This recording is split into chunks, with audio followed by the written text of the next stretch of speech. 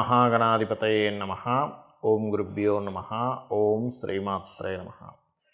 పరమేశ్వర స్వరూపమైనటువంటి జ్యోతిష, వాస్తు మరియు ఇతర అనేకమైనటువంటి శాస్త్రములను మనకు అందించినటువంటి మహర్షులకి నమస్కారం.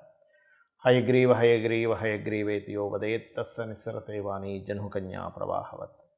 అరుణాం కరుణాతరంగితాక్షీం ధృతపాశాంకుశపుష్పబాణచాపాం అనిమాదిభిరావృతాం మయూకైః అహమిత్యేవ విభావయే భవానీం. శ్రీమాత్రే నమః.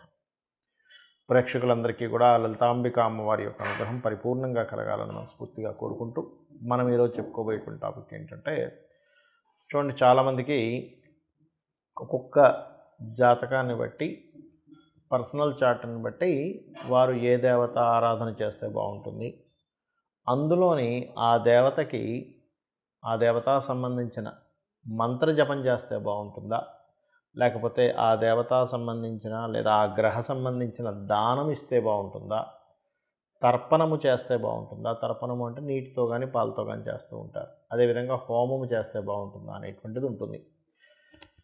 అది ఎందుకు తీసుకుంటారు అంటే, వీళ్ళ యొక్క పూర్వజన్మ కర్మ ఒక్కొక్క జాతకానికి స్పెసిఫిక్గా ఒక్కొక్క మార్గం ద్వారా అది నల్లిఫై అవ్వడం జరుగుతూ ఉంటుంది.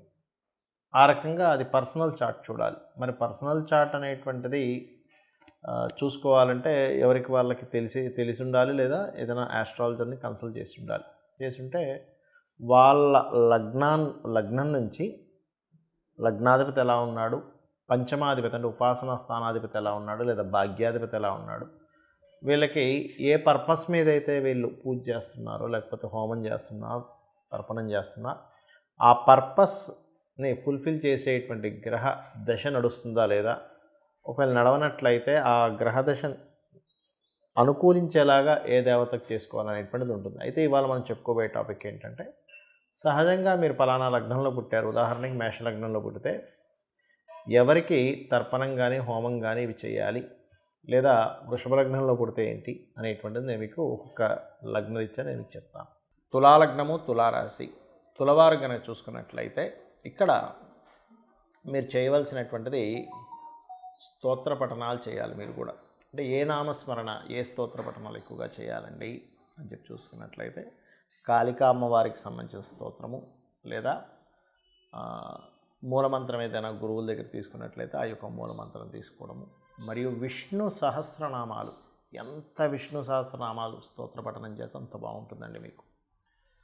దీంతోపాటు గోధుమల్ని దానంగా ఇవ్వండి, గోధుమలు ప్రధానంగా. మరియు ఇక్కడ చాలామందికి సందేహం కలుగుతుంటుంది, ఏమంటే బీజాక్షరాలతో కూడుకున్నటువంటిది పెద్ద గురువు గారి దగ్గరైనా తీసుకొని చేయాలా, అలా చేస్తేనే ఫలితం ఉంటుందా అని. అదేమీ లేదు. మీకు గనక పుణ్యం కొద్దీ ఏదైనా గురువు గారి దగ్గర మీకు కాళీ మంత్రం లభించింది, చక్కగా చేయొచ్చు, అందులో ఎటువంటి సందేహం లేదు. అలా కాకుండా మీరు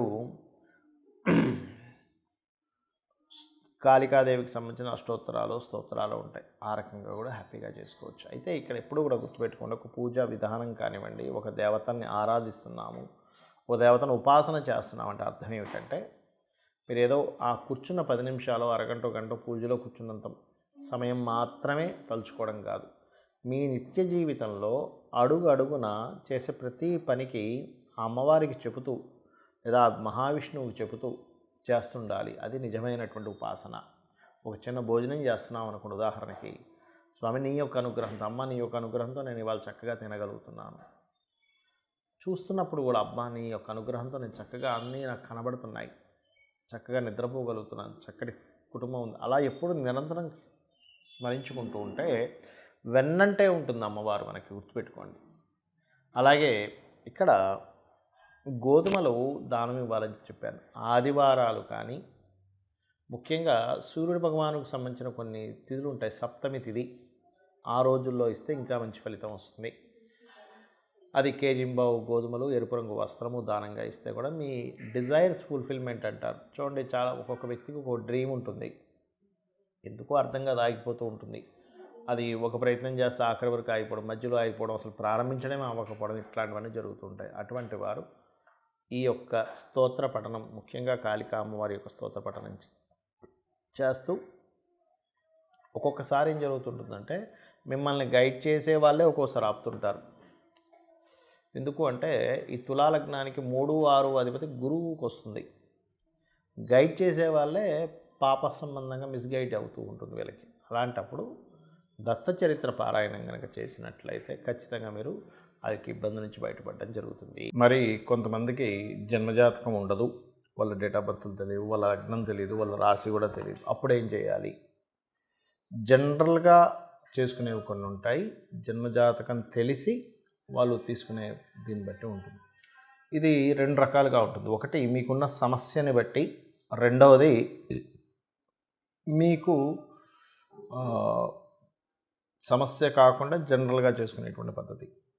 నేను 2 విషయాలు చెప్తాను. ఒకటి, నిత్యము సూర్య నమస్కారాలు చేసుకోవడం. నిత్యము సూర్య నమస్కారం చేసుకుంటూ సూర్యుడికి అర్ఘ్యం వదలడం. ఇక్కడ 3 విషయాలు ఎట్ ఏ సేమ్ టైం ఇక్కడ 3 విషయాలు ఒకటేసారి జరుగుతాయి. ఎలాగా అంటే, ఒకటి, సూర్యుడిని స్తోత్రిస్తున్నాము ఆదిత్య హృదయంతో, సూర్యభగవాన్ని నమస్కరిస్తున్నాము. సూర్యుడు అగ్నిస్వరూపం, అంటే సూర్యుడిని నమస్కరిస్తున్నామంటేనే ఒక హోమం చేస్తున్నట్టుగా, యజ్ఞం చేస్తున్నట్టుగా, సూర్యుడికి నీళ్ళు వదులుతున్నామంటే తర్పణం జరుగుతున్నట్టుగా. దీంతో పాటు మీరు ఆదివారం నాడు కానీ, సప్తమి వచ్చినప్పుడు కానీ, సూర్యుడి యొక్క నక్షత్రాలు అంటే కృత్తిక, ఉత్తర, ఉత్తరాషాఢ ఈ నక్షత్రాల్లో కానీ మీరు గోధుమలు దానంగా ఇచ్చినట్లయితే, మీ జన్మజాతకం తెలియదు కాబట్టి 4 విషయాలు చేస్తున్నారు. దానం ఇస్తున్నారు, సూర్య నమస్కారం చేసుకుంటున్నారు, అర్ఘ్యం వదులుతున్నారు, స్తోత్ర పారాయణం చేస్తున్నారు ఆదిత్య హృదయం. దీనివల్ల ఏమవుతుంది అంటే, మీకు ఏదైతే పూర్వజన్మల్లో చేసినటువంటి కర్మ ఒకవేళ నెగటివ్గా వస్తున్నట్లయితే, ఆ నెగటివ్గా వస్తున్నటువంటి కర్మ అది అక్కడికట్లా ఏదైతే ఆ ప్రభావం చూపిస్తూ మీకు ఇబ్బంది కలుగుతుందో ఆ ప్రభావం అనేటువంటి తగ్గుతుంది. ఇక రెండవది,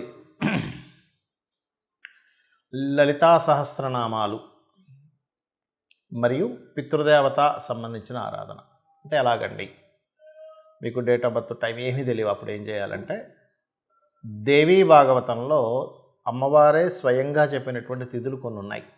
దాని తర్వాత ఇంకో 2 తిథులు కొంతమంది పెద్దవాళ్ళు చేర్చారనుకోండి. అవి ఏమిటి అంటే, ఒకటి చతుర్దశి, అష్టమి, నవమి. ఈ 3 తిథుల్లో నా యొక్క అనుగ్రహం అంటే అమ్మవారి యొక్క అనుగ్రహం చాలా దగ్గరగా ఉంటుందట. ఆ సమయంలో ఎవరైతే దేవీ భాగవత పారాయణం కానీ, చండీ సప్తశతి కానీ, ముఖ్యంగా లలితా సహస్రనామాలు కానీ ఎవరైతే పఠనం చేస్తారో, అంటే బాగా తీవ్రమైనటువంటి కష్టంలో ఉన్నారు, లేకపోతే బాగా తీవ్రంగా ఆగిపోయింది ఏదైనా ఒక విషయం, రోజుకి 27 సార్లు కనుక ఈ తిథుల్లో కనుక చేయగలిగితే మీకున్నటువంటి పూర్వజన్మ పాపకర్మకు దగ్ధమవుతుంది. దాని ద్వారా మీరు ఇప్పుడు అనుకున్న సంకల్పం నెరవేరుతుంది. మరియు మొత్తం 5 తిథులు అన్నారు కదండి, 3 చెప్పారు కదా అంటే, తర్వాత చేరినటువంటివి అమావాస్య, పౌర్ణమి కూడా. అమావాస్య, పౌర్ణమి చేస్తే కూడా ఈ యొక్క అమ్మవారి అనుగ్రహం చాలా త్వరగా చాలా ఎక్కువగా వస్తుంది. ఇక పితృదేవత సంబంధించింది కూడా చేయాలని చెప్పాను. అదేమిటి అంటే, ముఖ్యంగా అమావాస్యల సమయంలో కానీ, మీ యొక్క పితృదేవతలకు సంబంధించిన తిథుల్లో కానీ మీరు, అంటే వాళ్ళు గతించినటువంటి తిథుల్లో కానీ మీరు స్వయం పాకము అంటారు.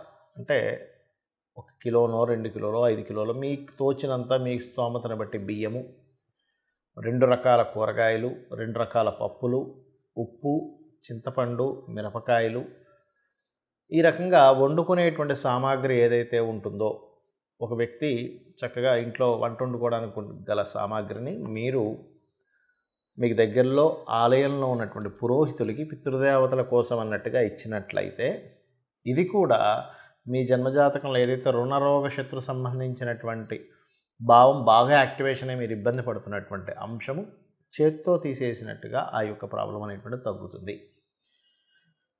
అయితే ఇది చాలామంది ఎన్నిసార్లు చేయాలండి అని అడుగుతూ ఉంటారు. ఒకటే గుర్తుపెట్టుకోండి, నిరంతరము చేయండి. ఎప్పుడైతే మీరు దేవతా కార్యాలు కానీ, హోమాలు కానీ, యజ్ఞాలు కానీ, తర్పణాలు కానీ, లేనట్లయితే దానము కానీ మీరు ఎంత చేస్తూ ఉంటారో గుర్తుపెట్టుకోండి, మనం ఎన్ని ఖర్చు పెట్టినా ఒక జీవుడు అంటే ఒక మనిషి జన్మ ఎత్తినప్పటి నుంచి తన తుది శ్వాస అంటే ఆఖరి శ్వాస వరకు కూడా ఎన్నో లక్షలు కోట్లు సంపాదిస్తాడు, ఖర్చు పెట్టేస్తాడు. కానీ ఏది కూడా మన వెంట రాదు.